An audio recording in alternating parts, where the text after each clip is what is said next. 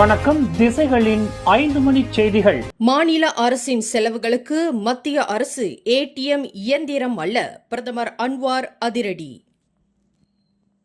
மாநில அரசுகள் எடுக்கும் முடிவுகளால் திட்டங்களின் செலவு அதிகரித்தால் அதற்கான கூடுதல் தொகையை மத்திய அரசு தானாகவே ஏற்கும் என்று எதிர்பார்க்க முடியாது என பிரதமர் அன்வார் இப்ராஹிம் இன்று மக்களவையில் தெரிவித்துள்ளார். திட்டங்களின் செலவுகள் அதிகரிக்கும் போது கூடுதல் நிதி அல்லது கடனுக்கான கோரிக்கைகள் மீண்டும் பேச்சுவார்த்தை நடத்தப்பட வேண்டும் என்றும், மாநில அளவில் ஏற்படும் சிக்கல்களுக்கு மத்திய அரசு தானாகவே கூடுதல் நிதியை வழங்க முடியாது என்றும் அவர் கூறினார். கிடா மாநிலத்தில் உள்ள பலுபாங் நீர் சுத்திகரிப்பு நிலையத்தின் மேம்பாட்டு பணிகள் குறித்து பண்டாங் நாடாளுமன்ற உறுப்பினர் அவாங் அஷிம் எழுப்பிய கேள்விக்கு பிரதமர் இவ்வாறு பதிலளித்தார். இத்திட்டத்திற்கு கூடுதலாக 113 மில்லியன் ரிங்கெட் நிதி ஒப்புதல் தேவைப்படுவதாகவும், கடன் வழங்கும் செயல்முறை 5 மாதங்கள் எடுப்பதால் திட்ட தாமதத்தை தவிர்க்க கிடா மாநில அரசு 40 மில்லியன் ரிங்கெட் முன்பணமாக செலுத்தியுள்ளதாகவும் அவாங் அஷிம் குறிப்பிட்டிருந்தார். இத்தகைய முக்கிய திட்டங்களுக்கு மத்திய அரசு நிதி ஒப்புதல் வழங்கும் செயல்முறையை விரைவுபடுத்த தயாராக உள்ளதா என்று அவர் கேள்வி எழுப்பிய நிலையில், மத்திய மற்றும் மாநில அரசுகளுக்கு இடையேயான உறவு சுமூகமாக இருக்க வேண்டும் என்பதை அன்வார் இப்ராஹிம் தெளிவுபடுத்தியுள்ளார்.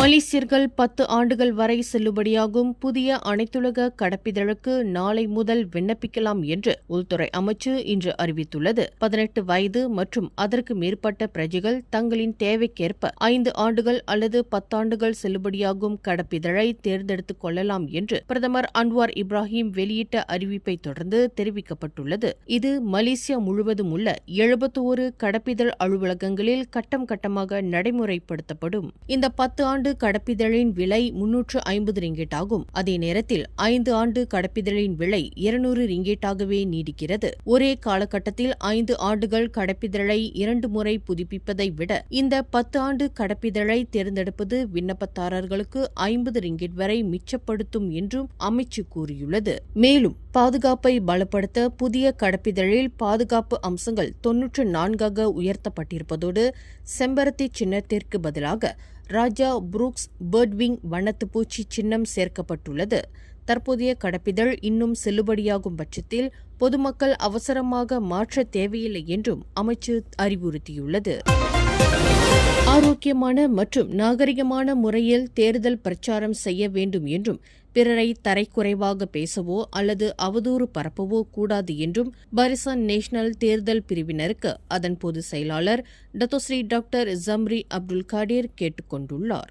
ஜோஹர் மாநில தேர்தலில் தேவையற்ற அரசியல் சண்டைகளில் ஈடுபடாமல் கட்சியின் கொள்கைகளையும் கடந்த கால சாதனைகளையும் மட்டுமே முன்வைத்து பிரச்சாரம் செய்ய வேண்டும் என்று அவர் அறிவுறுத்தினார். மேலும் மத்திய அரசு அளவில் ஒற்றுமை அரசாங்கத்தில் தங்களோடு இருக்கும் மற்ற கட்சிகளுக்கு எதிராக இந்த தேர்தலில் போட்டியிட வேண்டிய சூழல் வந்தாலும் கண்ணிய குறைவாக நடக்கக்கூடாது என்பதில் பரிசான் நேஷனல் கூட்டணி உறுதியாக உள்ளதாக ஜம்ரி அப்துல் காடீர் செய்தியாளர்களிடம் தெரிவித்தார். கோவிட்-19 தடுப்பு ஊசி திட்டத்திற்கு எதிராக பல்கலைக்கழக ஊழியர்கள் மற்றும் அரசாங்க பள்ளி ஆசிரியர்கள் தாக்கல் செய்த மேல்முறையீட்டு மனுக்களை புத்ராஜயா கூட்டரசு நீதிமன்றம் தள்ளுபடி செய்துள்ளது. தங்களின் அனுமதியின்றி தடுப்பூசி செலுத்தியது சட்டவிரோதமானது மற்றும் அரசியலமைப்பிற்கு எதிரானது என்ற மனுதாரர்களின் வாதத்தை நிராகரித்த நீதிமன்றம், நாட்டின் ஒட்டுமொத்த பொதுமக்களையும் அல்லது நாட்டின் சட்ட அமைப்பை பெரிய அளவில் பாதிக்கும் விஷயங்கள் அல்ல என்று குறிப்பிட்டுள்ளது. பெருந்தொற்றை கட்டுப்படுத்த அரசாங்கம் எடுத்த நடவடிக்கைகள் அவசியமானவை என்றும், தடுப்பூசியிலிருந்து விலக்கு பெறுவதற்கான மருத்துவ ஆதாரங்களை மனுதாரர்கள் சமர்ப்பிக்கவில்லை என்றும் நீதிமன்றம் சுட்டிக்காட்டியுள்ளது. மேலும் அரசாங்கத்திற்கும் மலாயா பல்கலைக்கழகத்திற்கும் தலா 25,000 ரிங்கிட் வழக்கு செலவு தொகையை செலுத்துமாறும் நீதிமன்றம் உத்தரவிட்டுள்ளது. ஜோஹர் சட்டமன்ற தேர்தலில் ஜாசிகா சார்பில் பக்கத்தான் ஹரப்பான் வேட்பாளராக போட்டியிடும் ஒரு வழக்கறிஞரான கார்த்தியாயினி ஜெயபாலன் தம்மை வெற்றியடைய செய்வது மூலம் தாம் வழங்கக்கூடிய முன்னுரிமைகளில் தமிழ் பள்ளியும் ஒன்றாகும் என்று ஆணித்தரமாக கூறுகிறார். தம்மை இந்த அளவிற்கு உயர்த்தியது தாம் தொடக்கப்பள்ளி கல்வி பயின்ற துன்னமினா தமிழ் பள்ளியாகும் என்று அரசியலில் பரந்த அனுபவத்தை கொண்டுள்ள கார்த்தியாயினி குறிப்பிட்டார். துன்னமினா தமிழ் பள்ளி தமது கல்வி வெற்றிக்கு அடித்தளமிட்டது என்பதுடன் மேடை ஏறி பேசும் அளவிற்கு துணிச்சலை தந்தது என்றார். அது மட்டுமின்றி SPM, STPM தேர்வுகளில் தமிழ் இலக்கியத்தில் சிறந்த மதிப்பெண்களை பெற வைத்தது என்று கார்த்தியாயினி பெருமிதத்துடன் விவரித்தார். ஜோஹர் சட்டமன்ற தேர்தல் இப்பொழுது நடைபெற்றிருக்கு. நீங்க N48 ஸ்குடாய் தொகுதியில போட்டி போடுறீங்க வேட்பாளரா. முதல்ல உங்களுடைய பற்றி சில விஷயங்கள் சொல்லுங்களேன். வணக்கம், என்னுடைய பேர் கார்த்தியாயினி. நான் கார்த்தியாயினி ஜெயபாலன். நான் ஜோஹர் மாநில ஸ்கூடாய் சட்டமன்ற தொகுதியில் எனக்கு போட்டியிடும் வாய்ப்பு கிடைத்திருக்கு. நான் ஸ்கூடாயிலே பிறந்து வளர்ந்தவள்.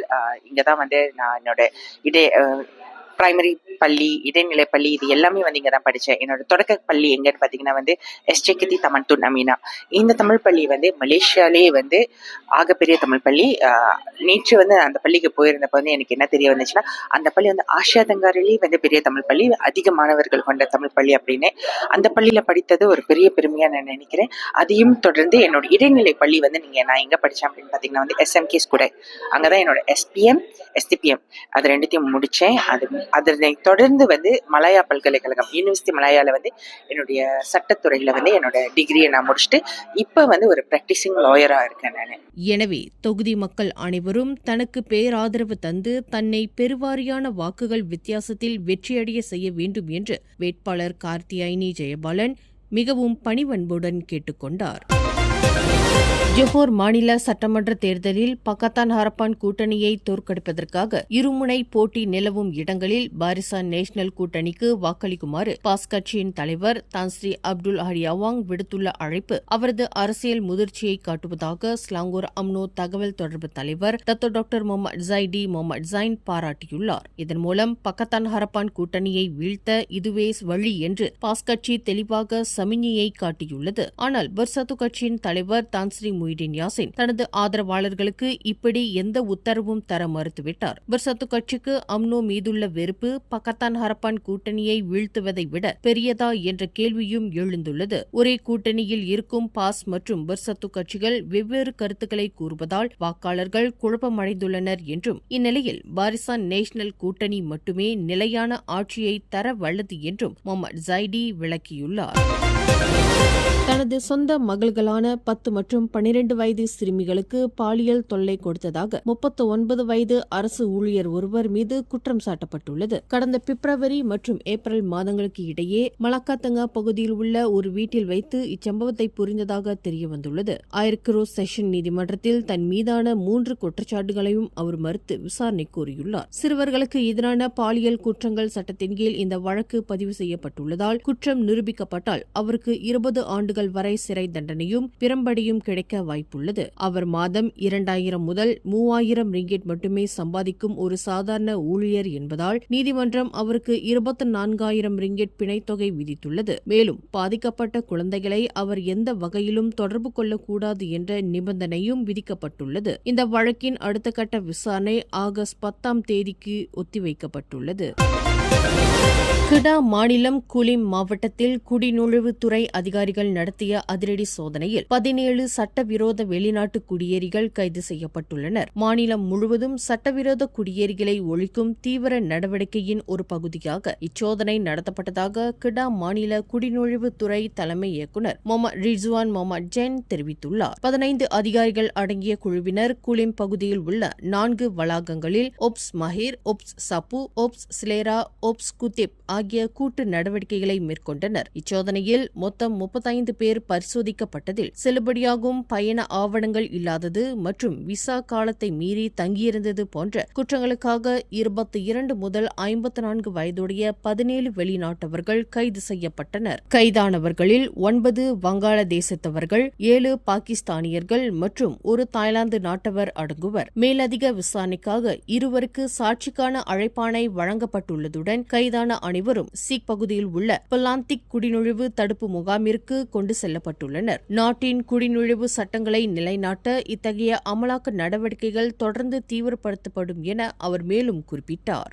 மேலும் செய்திகளை தெரிந்து கொள்ள கீழே இருக்கும் பெல் பட்டனை அழுத்துங்கள். உங்கள் மகிழ்ச்சியை வெளிப்படுத்த லைக் மற்றும் ஷேர் செய்யுங்கள். தொடர்ந்து திசைகளோடு இணைந்திருக்க சப்ஸ்கிரைப் செய்யுங்கள்.